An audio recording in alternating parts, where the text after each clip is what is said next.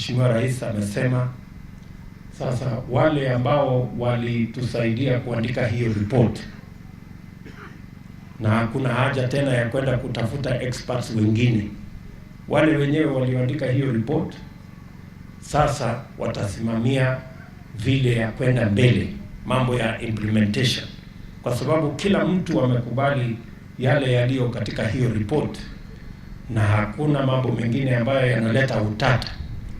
Sasa ile kazi ambayo jopo ambalo lilikuwa limeteuliwa litafanya ni kusukuma sasa mambo ya hiyo report mbele, mambo ya implementation matrix vile itakapotekelezwa, ili tumalizane na mambo ya hiyo report kwa muda mfupi, alafu sasa turudi kwa kazi ya muhimu ya transformation ya Kenya ya Big Four.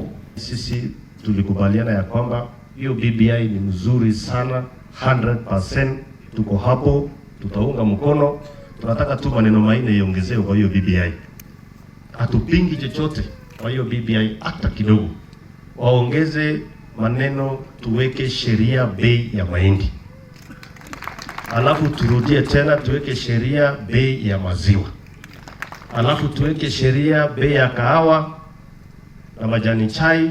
Hiyo BBI ipite hivyo. Turathie bu, turathoma, turona ndiri na thina, ndirongerera murigo, ndirari na one man one vote, ti tsunami, ni kindu gitari kiuru, turauga ni twetikira.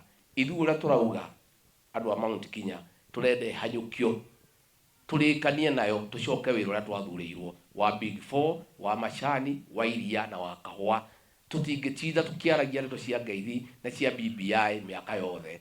Tukienda irehwo turikanie nayo tumihitukie, tucoke wira uria twathurirwo wa kumwakira barabara, wa mai, wa thitima, wa urigitani, na nigetha wira uria twathurirwo tucoke. Wacha iletwe, lakini ningesema iandikiwe wananchi na lugha rahisi.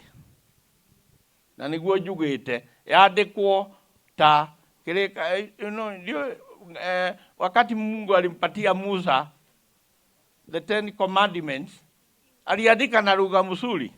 Maundu rahisi githe tiguo. Hata BBI iandikwe na lugha kama hiyo ili tuelewe rahisi. Hata mimi nielewe. Kana atia? Lakini tunaiunga mkono sababu tunajua imetoka wapi. Ije tupitishe.